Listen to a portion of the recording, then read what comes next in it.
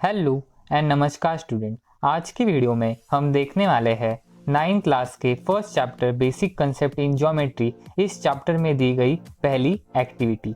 ये activity page number 4 पे दी गई है और ये है based on concept of collinear and non collinear points. तो हम सबसे पहले स्टार्ट करेंगे हमारे सबसे पहले क्वेश्चन से। तो यहाँ पे दिया गया है points A B C are given aside, check with the straight thread whether the 3 points are collinear or not. If they are collinear, write which one of them is between the other two.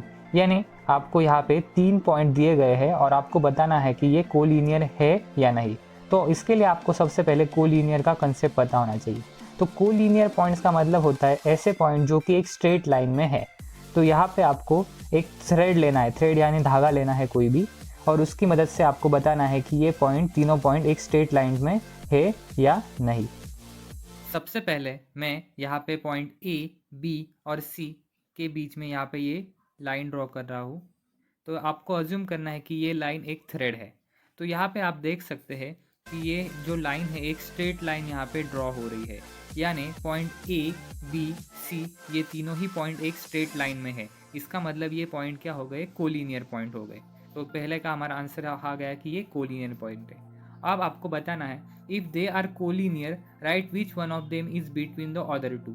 यानी कि मतलब अगर ये तीनों ही point collinear है तो इसमें कौन सा पॉइंट ऐसा है जो कि बाकी के दो पॉइंट्स के बीच में आ रहा है। यानी यहाँ पे 3 पॉइंट है ए बी सी, तो यहाँ पे बी जो पॉइंट है वो यहाँ पे ए और सी के बीच में आ रहा है। तो यहाँ पे हमको ये दिखाना है कि point B is come between A and C. ठीक है, तो ये भी हमारा आंसर हो गया। अब हम मूव करते हैं हमारे सेकेंड क्वेश्चन की तरफ। Given aside are 4 points P Q R S, check which 3 of them are collinear and which 3 are non collinear. तो आपको यहाँ पे 4 पॉइंट्स दिए गए हैं पी क्यू आर और एस। तो आपको बताना है कि कौन से पॉइंट्स यहाँ पे कोलिनियर है और कौन से नहीं। यानी कौन से 3 पॉइंट यहाँ पे कोलिनियर है और कौन से 3 पॉइंट कोलिनियर नहीं है। तो सबसे पहले हम नॉन कोलिनियर वाला ड्रॉ करते हैं। तो हमें क्लियर कट दिख रहा है पी, क्यू और आर। यहाँ पे हम देख सकते हैं कि ये यहाँ पे एक स्ट्रेट लाइन में तो बिल्कुल ही नहीं है। तो यानी ये हमारे क्या हो गए, 3 नॉन कोलिनियर पॉइंट। और कोलिनियर वाला भी एकदम इजी है, पी, आर और एस हमारे क्या हो गए, तीनों एक ही लाइन में आ रहे हैं, यानी एक स्ट्रेट लाइन में आ रहे हैं पी आर एस। तो ये यहाँ क्या हो गए हमारे कोलिनियर पॉइंट। अभी और एक क्वेश्चन इसमें पूछा है कि in this case of 3 collinear point state which of them is between the other two. यानी कि यहाँ पे आपको दिए गए कोलिनियर पॉइंट जो कि है पी आर एस, इसमें से बचा है कि कौन सा पॉइंट बाकी के दो पॉइंट्स के बीच में आ रहा है। तो इसका आंसर आप बता सकते हैं क्लियर कट को, यहाँ पे आर ऐसा पॉइंट है जो कि पी और एस के बीच में आ रहा है। ऊपर भी हमें सेम क्वेश्चन पूछा था जिसका आंसर था बी, और नीचे इसका आंसर है आर। बिटवीन का मतलब होता है कि दो पॉइंट्स के बीच वाला पॉइंट। ठीक है, अभी हम अब मूव करते हैं हमारे थर्ड क्वेश्चन की तरफ। तो थर्ड क्वेश्चन में हमें पूछा गया है student are asked to stand in a line of mass drill. Mass drill आपको पता होगा, आप स्कूल में करते भी होगे, सुबह हर रोज प्रेयर के पहले मास ड्रिल होता है। ठीक है, यानी कि सारे बच्चे एक स्ट्रेट लाइन में खड़े रहते हैं, इसको मास ड्रिल बोलते हैं। How will you check whether the student standing are in a line और नॉट। तो आपको चेक करना है कि स्टूडेंट एक स्ट्रेट लाइन में यहाँ पे खड़े रह रही है या नहीं। यानी एक स्ट्रेट लाइन में वो स्टैंडिंग है या नहीं, यह आपको चेक करना है। तो इसको मैं आपको एक डायग्राम की मदद से समझाता हूँ। सपोज़ ये है स्टूडेंट की एक स्ट्रेट लाइन, ये एक स्टूडेंट की स्ट्रेट लाइन है, और टीचर को यहाँ पे चेक करना है कि सारे स्टूडेंट एक सही लाइन में खड़े हैं या नहीं। तो बस टीचर को एक ही काम करना है कि उसको बस जो पहला स्टूडेंट है हमारा उसको ही देखना है। यानी से पहले स्टूडेंट को अगर देखने के बाद ही उसको पता चल जाएगा कि सारे स्टूडेंट एक स्ट्रेट लाइन में है या नहीं।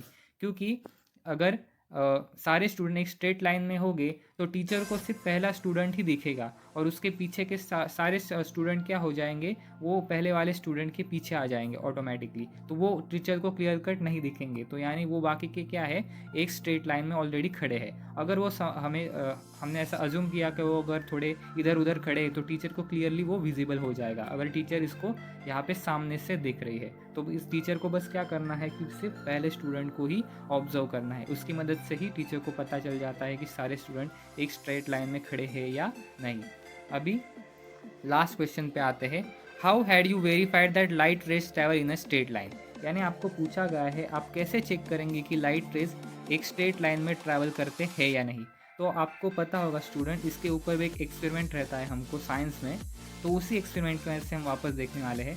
तो ये एक्सपेरिमेंट था रेक्टिलिनियर प्रोपोगेशन ऑफ लाइट का। तो इसमें होता क्या है कि आपको एक कैंडल रखी जाती है टेबल के ऊपर, और यहाँ पे देखिए, यहाँ पे तीन यहाँ पे कार्ड शीट लिए गए हैं और जिसके अंदर क्या हो किया गया है, होल किए गए हैं। तो आप अगर ध्यान से देखेंगे तो ये तीनों ही होल, यहाँ पे होल 1, 2 और 3 एक स्ट्रेट लाइन में है। अगर आप अज्यूम किए कि सपोज मैंने ये पहले वाले कार्ड शीट का होल अगर यहाँ कर दिया, दूसरे वाले का सपोज यहाँ कर दिया, तीसरे वाले का यही रखा, तो हमें दिखने वाली है कि कैंडल। तो इसका आंसर है नहीं, हमें बिल्कुल ही कैंडल नहीं दिखेंगी। ठीक है, कैंडल की लाइट हमें बिल्कुल ही नहीं दिखेंगी। इसका क्या मतलब होता है कि लाइट हमेशा एक स्ट्रेट लाइन में ही ट्रैवल करती है। तो लाइट हमेशा, लाइट रे एक स्ट्रेट लाइन में ही ट्रैवल करती है। अगर हमने उसको जाने की जगह अलग अलग कर दिए, तो यानी यहाँ पे पॉइंट हमने एक नॉन कोलिनियर कर दिए, तो वो लाइट हमारी आइज़ पे आएगी ही नहीं। और यहाँ पे कंडीशन दी गई रहती है कि ये यहाँ पे आपको ये पूरी तरीके से अंधेरे में ये एक्सपेरिमेंट करना रहता है। तो आप बोलेंगे कि मैं ऐसा दोपहर में करूँगा तो मुझे क्लियर कट दिख जाएगा, तो ऐसा नहीं करना, ये पूरा एक्सपेरिमेंट अंधेरे में ही होता है। तो आज के लिए इतना ही गाइज, होप आपको समझ में आया होगा। ये एक्टिविटी बिल्कुल ईजी थी। धन्यवाद, आज के लिए इतना ही, धन्यवाद।